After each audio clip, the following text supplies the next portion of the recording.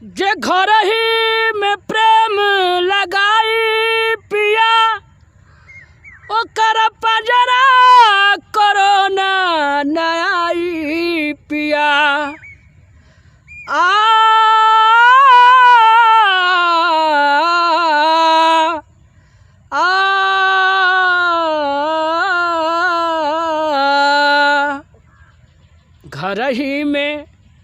घर ही में प्रेम लगाई,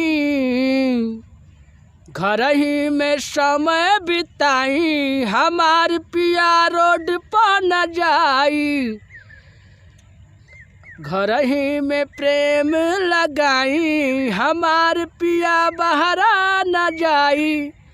रोड पर न जाई न बहरा न जाई, कोरोना पर भइल बा कड़ाई, हमार पिया बहरा न जाई। कोरोना पर भइल बा चढ़ाई, हमार पिया बहरा न जाई। बाचब रउआ परिवार बाच जाई, कुछ जिम्मेवारी दीही देश के बचाई।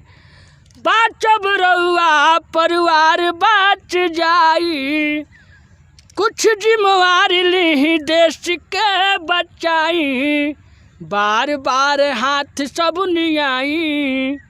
सब नियावे के मतलब भइल कि रउआ अगर कहीं से काम धंधा करके आवतनी तो लाइव वाइल साबुन से हाथ धोई तब खाना खाई चाहे कोनो काम करी।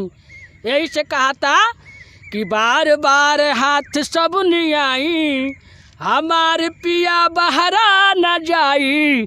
कोरोना पर भइल बा कड़ाई, हमार पिया बहरा न जाई। कोरोना पर भइल बा चढ़ाई, हमार पिया बहरा न जाई। घर ही में प्रेम लगाई, हमार पिया बहरा न जाई। कोरोना पर भइल बा कड़ाई, हमार पिया बहरा न जाई। कोई भाई बाहर मत जाइए, घर में समय बिताइए, घर ही में रहिए। कोरोना वायरस खत्म हो जाई आ लॉकडाउन टूटी तबे घर से बाहर निकलिए लोग। यही पर